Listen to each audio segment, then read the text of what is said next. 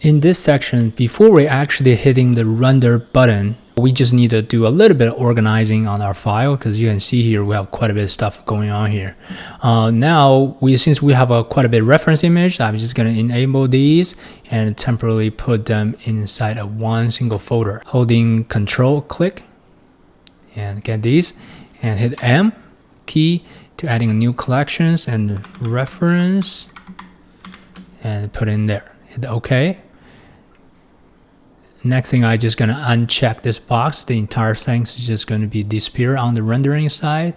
And for the UV reference image we used to have, or to explain things, I'm just going to uncheck that off as well. So now we only have all these things in the scene. And now will be a good time to go to the render, hit the render image, or you can hit F12. I can click that. Right now you can see here is showing the image out in here, and this is saying maximum sampling is 200. So it's actually when this number reach 200, it's gonna go to the next tile. Okay, so that's what's going on here. And also you can see here we have slots. So we have quite a bit of slots. We can just kind of rendering image one by one in the different slot, and quickly we can comparing different renders and work along to see the differences. Before this version of blenders, sometimes the denoising doesn't really disappear the image, but in this Blender 3.0, denoising process just gonna temporarily make the image disappear, but they're working on it, and once it's finished, it will show you on the left hand side. As you can see, one information that is very important is the time. Once this thing is finished, it will show you how much rendering time that you use for this particular image, which can be very useful information because you want to optimize your time and the work. So now we can see we use a minute and 5 seconds to render this image out. And wow, we zoom in, it looks pretty nice. Yes. So this is our very first render, and we're putting this image in the slot 1. So next thing I'm going to do here, I'm going to utilizing a different slot, put a slot number 2 in here, temporarily minimize this, and now I'm going to go to the object properties right here. So to show you some tricks that we can use to actually render out the image best for the Photoshop work. So this is the image that we already have of our very first render. But in the post-processing, we want to specifically dial some toning or coloring only on the object, which is the bottle.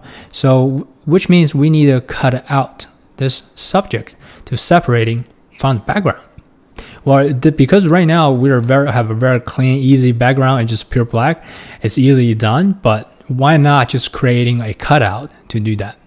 And then it'll be easier to do in the Photoshop. So save some time is always our goal, and working with 3D. So what we'll do here, what we can do, there are 2 ways. All we need to do here, I'm just gonna select these. For the backgrounds, I'm gonna making sure I'm just enable what we're seeing in the viewport, at the same time for the camera rendering icon. So hit that, which means it's not going to render out when we do hitting the render button. And next thing, the background, of course, disable these 2, and the floor should be fine. So this is what we're going to get from our next render. Okay, hit F12 right now, and now you can see we're rendering image on the slot number 2 in here. Now our render engines finished the rendering. We are going to go to the next process. We can go to the slot number 3 and close this, and we are going to render out a pure white background image. Okay, I just want to enable all that. Okay, so now we can see this. We are going to disable this flag. Now we're going to hit F12 again. Now we'll finish the white version of this rendering, pretty nice. And let's go to the slot number 4 and temporarily close this window again. I'm gonna show you a different way to do a cutout in here, but this time I'm just gonna use the white background, okay, as an example. Now what I can do here, I can select this top cap, this subject, and now we are going to go to the object properties, which is right here. So you can see here this kind of square, and then I'm going to the visibilities, go here, and I'm going to click this hold out. So watch what's going to happen here. If I click this hold out, it's actually just going to making sure this object is invisible and also cutting a complete hole through the camera. So in this way, what we can do here, we can just render an image without this actual bottle. So let me see like the body and making sure to check the hold out. Same thing does label. We can do that. So now we have a render image that with everything on it, just without the bottle. So this can be a really good layer mask for Photoshop work as well. So it's working similar as what we did to uncheck everything rendering in the background, but this time I'm just checking the subject out. So we're going to do the same thing, F12 to render the image one more time. Now we'll finish this layer of image, and as you can see here, the subject's been cut out perfectly in here. Okay, so next we are going to go to our slot 5 to render something more interesting. Let's close this, and as you can see here, I'm making sure recovering all these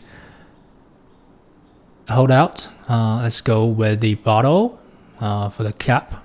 I want to uncheck this holdout and label and the body. Now everything back to normal. Okay, so what I want to do here, you know, we are going to do a really good job to rendering some image just like a photorealistic, but it can be a little bit boring because you wanted to show people this is actually made in 3D. It's amazing work. So what we can do here, we can render some behind scene image to show the 3D environment and to do a quick comparison. So what we can do here, we can just go to the camera icon here, similar this called render property. We can changing the render engine to workbench. Okay, once I click that, everything looks like a gray, and you can go to the lighting section. You can change to different material or different lighting, and you can just see that's what you're gonna do. You can render an image like this, and for the color ones, you can do materials. You can have some different variations. If you hit the random, it's gonna based on different parts of mesh. It's gonna assign a random number. It's going to assign a random color. See, some bottle is being assigned with different color, but it's just going to be all random. You can go to the matte cap, or you can just do something like that. Okay, this is a lot of options, and if you hit F12. And when we come very quickly, instantly in here, and actually take like less than 1 second to render this image. So this is something that'd be pretty cool to show off your work in the 3D. I do a different type of render image for the behind scene. So I could just go to the slot number 6 and show you what I do. Okay, and I'm go back to the cycles. So I'm using the cycles to render a different type of a clay rendering. Okay, so what I would do here next, I'm going to do select the scene collection, Shift A to adding a mesh. Whatever mesh it is, with cube or cylinder doesn't really matter. I just gonna add a cube, and quickly I'm gonna drag the thing on the side and adding a new material to the cube. Okay, and I hit adding a new material, and I just gonna change that as a clay. Well, basically, I didn't do anything. I just changed the name of it. You can call whatever names you want. But next thing you wanted to do here is you are going to go to the layer properties. You see there's a override. The material overrides is basically once you select a material, it's going to override everything in the scene. So what's going to happen here is each light we're generating here is all material based. They are not the actual light that for default Blender setting. So what's going to happen is if I'm actually pick this override material as a clay, which is that I just created, everything is going to turn into black because there's no light environment, when there's no light resource. because there's no light source in the scene. See? Yeah, it's going all black, just as what I expected. And then what I can do here, I can do Shift A to add a light, or can do an area light in the scene and scale it up and just drag it out the top in here. As you can see here, something going on. You can see that. If I go to the lighting setup, I can just do 500. Now you can see what's inside of the scene. So I can dragging the thing up, and to show you, this can be a pretty cool renders if you want to having a little bit different, because this actually have a kind of materials and physical reactions with the lighting. It looks much cooler than the workbench rendering, do you think? And I can even just working a similar result as what we've done here. I can just kind of turning the light backwards and put it down here to kind of mimic the same lighting that we have just done, right? And it will be much more interesting and pretty cool to look at it. If you don't like this angle or anything, you can just hit Alt R to kind of reset the lighting rotations. You can drag it up here and do whatever you feeling you wanted to do. And it just is a different options to really creating another visual look for this render. Okay, so this time what I would do, I'm gonna do F12. Now we'll finish our cool clay rendering image. Now, as you can see, we already finished 6 different images. You can take a quick look at it. Number 2, just for the layer mask. Number 3, on the white background. Another way of layer mask. And another cool way of workbench render. And this is a clay render. So we will start saving all this image one by one. Cool. So start with number 1. So we are going to go to the image and save as. By the way, you can save these images right after you finish the render. You don't have to wait an entire batch. But for me, I just like to work in this way to get everything I want one time and then go to the next process. So let's go to save as. Once you click it right here, we are going to save as in the inside a folder right here. As you can see here, the image format over here, we already set up this in the previous video. So right now it's going to be a TIFF and RGBA and 8 bits, and we're just gonna adding a new folder. It's called render. Okay, and then we're gonna click the render. What we'll do here, we can just do name it or full image, black background. Okay, so that will work. Whatever names you want to have it in the save image, save as. Okay, cool. Once it is finished, we're gonna go to the slot number 2, and this time, because we are going to save as a PNG file, all these transparent backgrounds, we want to save that, use it for later Photoshop. So what we're going to do here, we're going to do save as, not going to using this as default setting. We are going to change to PNG file.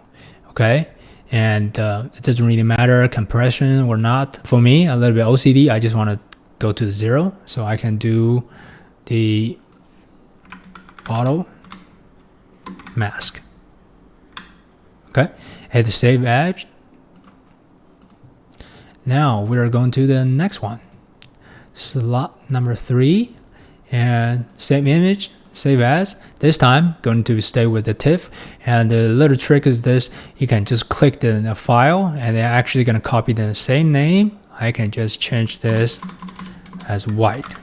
Sorry, I just hate typing, so I'm a little bit lazy on there. And hit save image. And slot number 4, go to image and save as, definitely PNG because we want to use this transparent. Save as, go to the PNG and drag to 0, and I'm gonna select this one. And this time I can even be more lazier, just hit plus key and adding another one in here. Save as. So that's finished. Let's go to the slot number 5, save image. This time I will actually want to do a JPEG because it's just a behind the scene image. It doesn't really matter. So I just say behind the scene image and hit save as. Cool, that's done. And number 6 in here, I'm gonna do image, save as, and click the behind scene. I'm not gonna use a TIFF, I'm gonna do JPEG and behind scene plus save as. So now we saved all the rendered images that we need. And next one, we are going to dive deep in the Photoshop to finish our post-processing. See you then.